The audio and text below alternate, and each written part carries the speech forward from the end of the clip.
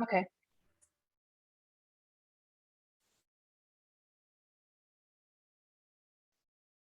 Is this real? Fact checking what you read online. Hello, my name is Claire, one of your mentors. Hi, I'm Mary, one of your mentors. Hello, Hi, I'm I'm Mackenzie. Wanda. I'm Wanda, another mentor. And hi, I'm Mackenzie, another mentor. General housekeeping. Wait, I'm just gonna skip this one because we have to do it. Goals: to evaluate information from media sources, email, website, television, etc., to determine if the material presented is reliable. Why should you be concerned? It has been stated that we live in the information age. People interact with information from phone calls, emails, and websites each day. Some information may be factual and represents the person, place, or event authentically, and some may not. This workshop will help users determine whether the information they are receiving is fact-based from reliable sources. Important terms to know. Myth: a story used to explain something that is usually not natural. Early Greeks used gods to explain weather, landforms, or illnesses. Examples: Pandora's box was opened and brought evil into the world. 2. The power of Zeus caused lightning and storms when he was angry at the Greeks. Continued. Conspiracy theory: an explanation for an event or circumstance that is tied to a powerful individual or group, usually with negative intentions. Examples: there's a secret alien laboratory in New Mexico. Number 2, the Black Plague was caused by the government of Turkey trying to take over the world. More terms. Urban legend: stories passed from one generation to another, used to explain circumstances. Examples: 1. Step on a crack, break your mother's back. 2. Leaving a purse on the bed will cause bad luck.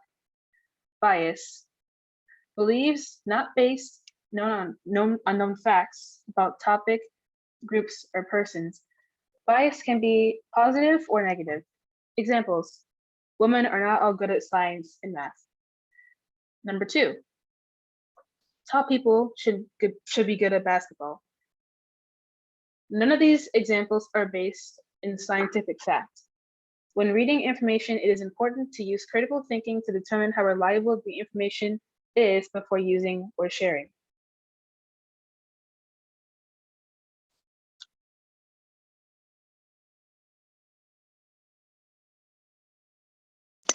Reliable sources. A reliable source is a material that provides information based on evidence, and examples of this is a book written by researchers, articles published in a well-established magazine and or newspaper, websites created to research facts without bias, and calls from a known doctor or hospital or a health department. This workshop will help users develop strong critical thinking by using reliable sources to determine if information is valid or true.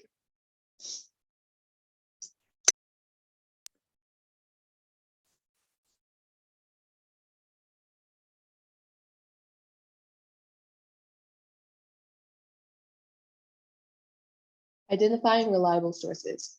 Most reliable sources can be identified using a few tips. The first one is age of resource. Sometimes information changes as more research in the field becomes available. An example of this is scientists used to suggest that Pluto was the ninth planet in the solar system. Recent research suggests that Pluto is a dwarf planet.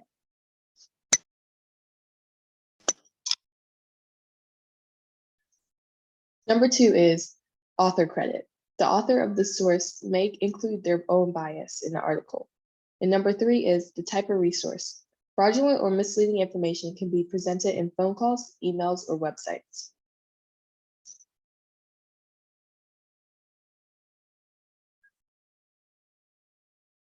Fraudulent phone calls and or scams. Fraudulent phone calls are when someone calls another and tries to get their personal information or sell them something unwanted. Scammers can use fake phone numbers that will show up with local area codes. Phone numbers may have a name attached to show on the caller ID or not. Some cell phone providers will block numbers from suspected scammers. These calls are labeled scam likely.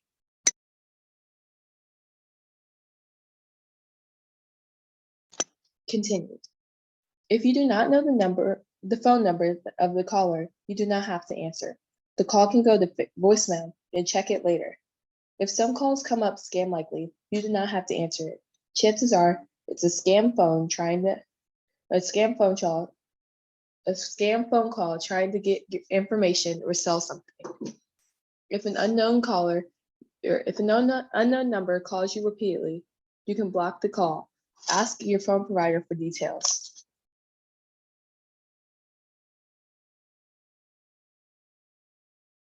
Fraudulent or misleading emails or spam.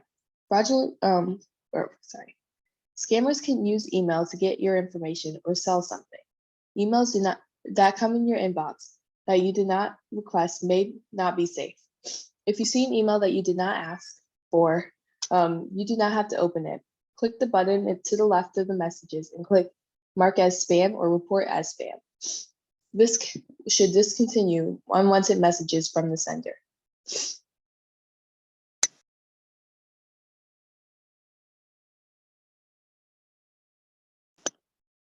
Continued. Emails that come to your inbox that look like a company or service that you use, Amazon or PayPal, may be misleading. To check and see if the email is real, hover over the From section of the email. Click the address. If the address is very long or does not include the company name, do not reply or delete and mark as spam. If the email sender is fraudulent or it is probably a scammer trying to get your information. Look for poor grammar, no name in the greeting, or misspelled words. This is commonly found in scam emails.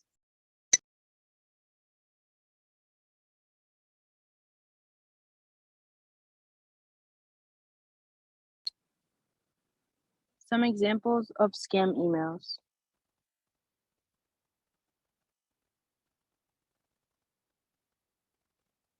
Fraudulent or misleading websites.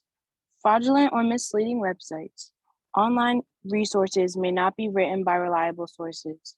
Some websites are written by reputable sources, and some are written by anyone who decides that they are authority on a subject. Examples of reputable sources are websites from universities, libraries, or government agencies. Watch for websites ending like .gov, .lib, .org, or .edu.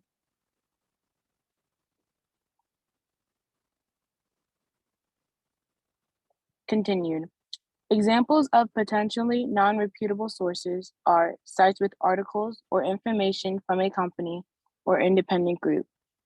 May post misleading or fraudulent information. Watch for website endings like .com, .net, or .org. .org endings can be reliable or biased. Wikipedia is usually not a reputable website. Anyone can write an article on that site or edit when it is already posted.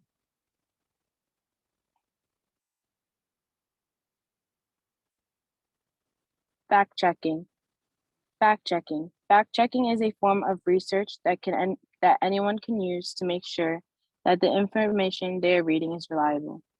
When reading websites or emails online, fact-checking sites can be used. Fact-checking should be a free service, so no one should have to pay to research.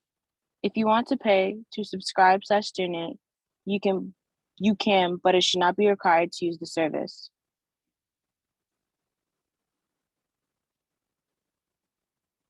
Continued.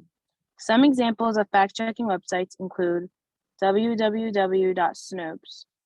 It gives factual research behind all types of information, news stories, urban legends, etc. www.factcheck.org gives nonpartisan information about topics related to current events. Site will label story as true, false, or misleading. www. to check gives factual information about scientific claims.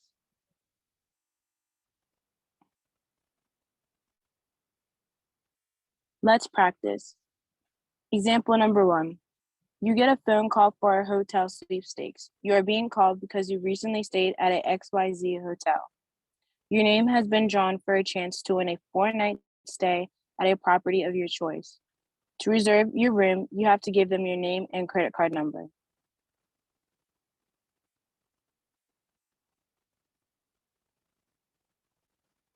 Answer: misleading or fraudulent. If you did not stay at XYZ hotel recently, the caller may be trying to scam you. If you did stay at XYZ hotel, the caller may be trying to get you to buy something. Check the caller ID to see if the call came from the XYZ hotel. If not, it may not be a reliable call.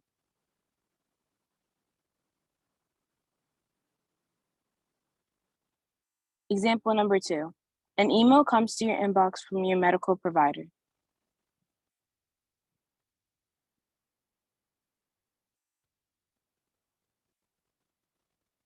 Answer: true. You gave your email to your medical provider. The from sender line is from your doctor/office. Spelling and grammar are correct. The information contained is accurate.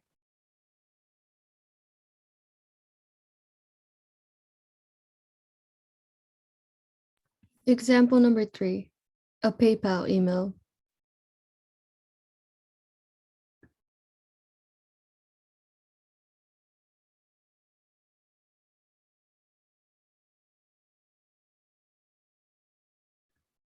The answer for this example would be it's fraudulent or it's not credible. Check the from or sender line to see if the email came from the PayPal. Also look for poor grammar or misspelled words. These are commonly found in scam emails.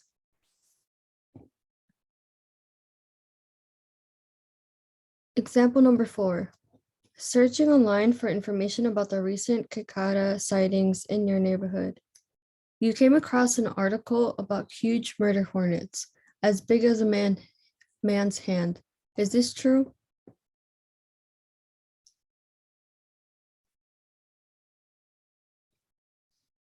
According to Snopes.com, the photo is real.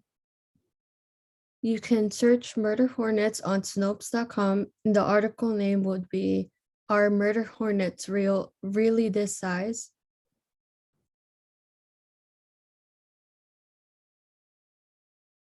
Let's recap. People interact with various forms of information each day.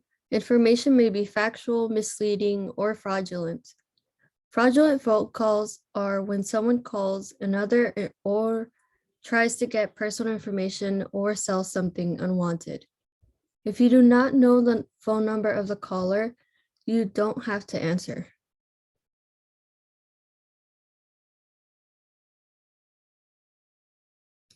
Scammers can use email to get your information or to sell something.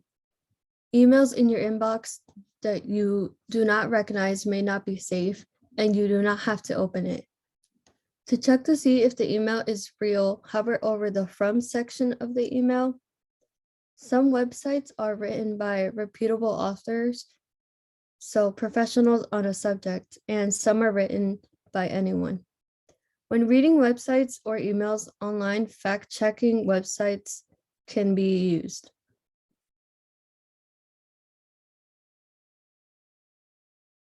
Any questions?